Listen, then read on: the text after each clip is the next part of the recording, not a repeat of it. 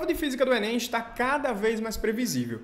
E ter noção disso vai te aproximar da sua aprovação em medicina muito mais rápido. Se você não me conhece, me chamo Daniel, sou professor de física da plataforma da mentoria e estamos aqui no YouTube de Física da AM gravando vídeos todos os dias sobre os modelos de questões de física que sempre aparecem na prova. Hoje eu trago para você um modelo que é muito frequente na prova de física e também aparece nas provas de ciências humanas, tá? Que é o modelo de questão dos métodos de propagação de calor. Antes de a gente explicar as questões modelo que já apareceram na prova e são muito frequentes, inclusive, a gente tem que lembrar dos 3 métodos de propagação de calor para dar uma base nesse estudo. O primeiro método de propagação de calor se chama condução térmica. É aquele método de propagação de calor que a gente precisa de um meio material para propagar essa energia. Então imagine uma barra de ferro e eu coloco uma chama aqui numa parte externa. Perceba que por calor se distribuir partícula a partícula por condução, toda a barra vai chegar em um momento ter a mesma temperatura. Então perceba que a condução térmica eu preciso de um meio material para provocar a propagação desse calor. E geralmente acontece com partícula a partícula se agitando, transferindo essa energia. Inclusive materiais que têm facilidade de propagar esse calor, nós chamamos de materiais condutores térmicos, materiais que têm uma propriedade chamada condutividade térmica bem elevada. Esse é o primeiro método de propagação de calor. Segundo método de propagação de calor, Daniel, muito importante, convecção térmica. Perceba que em alguns materiais que são isolantes, como por exemplo o ar, a água, o calor não se propaga eficientemente por condução. Ele se propaga por convecção térmica. Perceba que eu tenho aqui uma massa de água, coloquei meu café aqui para ferver, o que é que eu faço? A chama do fogão vai transferir energia térmica para a massa inferior da água. Perceba que essa região de baixo aqui da panela com água, ela aquece. Perceba que as partículas ficam menos densas porque elas vão se expandir um pouco mais.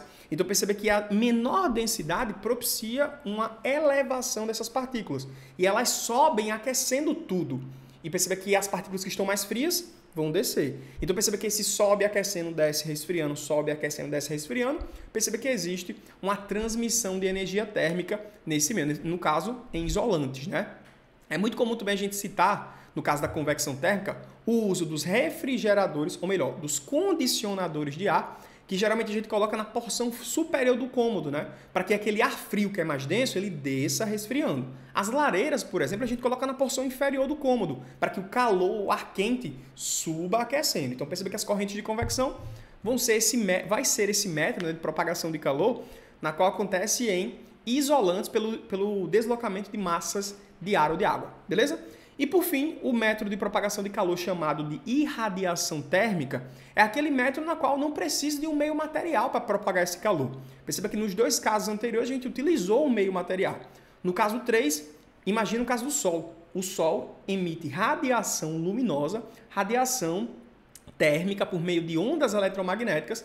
E lembrando que as ondas eletromagnéticas não necessitando de um meio material para se propagar, você não precisa de um meio material para propagar esse calor. Então são os 3 métodos que você precisa lembrar. Foi tudo dito aqui em 1 minuto, para você ver a importância e a rapidez que você precisa ter desse conteúdo, beleza? Daniel, aí sabendo desse tipo de teoria, dessa teoria, questão 117 do Enem 2024 cobrou o quê? Cobrou um termo aqui, ó, uma aplicação chamada de aquecedores solares, que basicamente é um dispositivo que capta radiação solar, por irradiação, né? Capta radiação solar.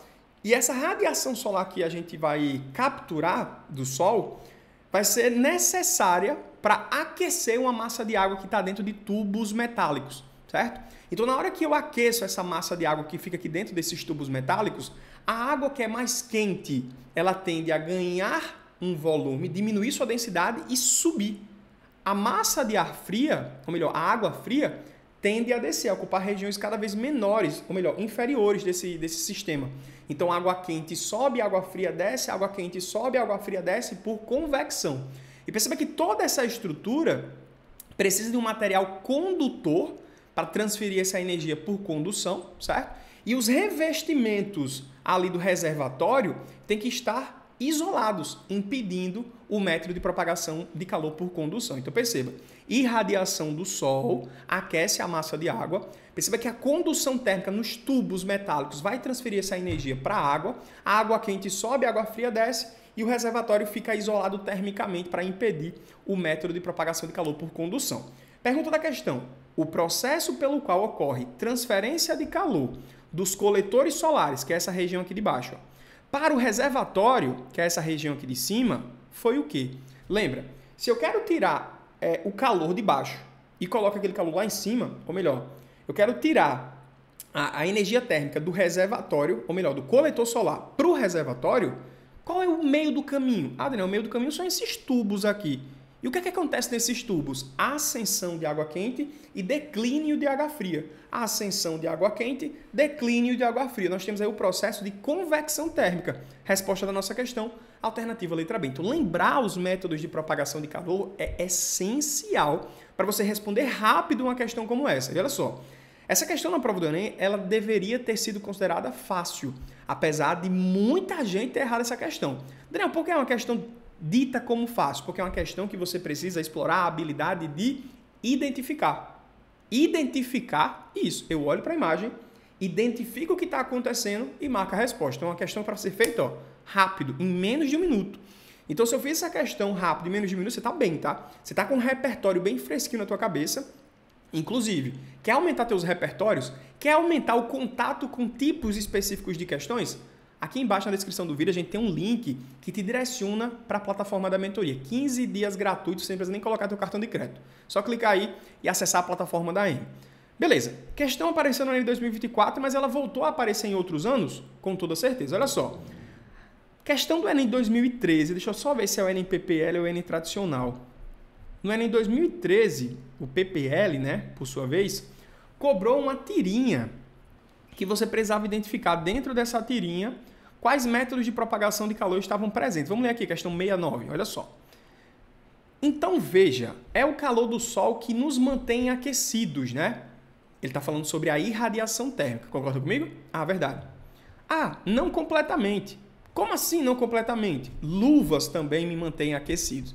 Então, perceba, ele citou que o Sol mantém os meninos aí aquecidos, né? Perceba que ele está usando ali o método de propagação de calor chamado de irradiação térmica, e as luvas que ele citou no fim eram fatores, né, que iriam impedir dele perder justamente essa energia térmica que estava transitando. Então, a condução térmica foi justamente propiciada pela luva, né? Então, Daniel, não vou perder calor. Então, eu coloco aqui um material isolante para que a condução não seja permitida, né? Então, a gente tem aqui, ó, quais são os processos de propagação de calor relacionados à fala do personagem? Irradiação, falando sobre o Sol, e a luva, falando sobre um material isolante que vai impedir o método de propagação de calor por condução. Então, a gente marca nessa questão, olha só, a alternativa da letra, deixa eu ver aqui, irradiação e condução. Letra E, né? A alternativa da questão seria a letra E. Perfeito.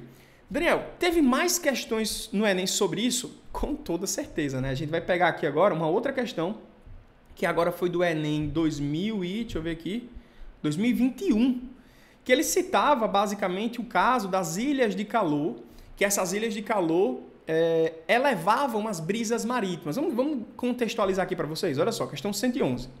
Na cidade de São Paulo, as ilhas de calor são responsáveis pelas alterações na direção do fluxo das brisas marítimas, que deveriam atingir a região de mananciais. Mas, ao cruzar uma ilha de calor, a brisa marítima agora encontra um fluxo de ar vertical, que transfere para ela energia térmica absorvida das superfícies quentes da cidade, deslocando essa massa de ar para altas altitudes. Dessa maneira, existe uma condensação de chuvas fortes no centro da cidade, em vez da região dos mananciais. A imagem apresenta os três sistemas que trocam energia nesse fenômeno: o Sol, a brisa marítima e a ilha de calor.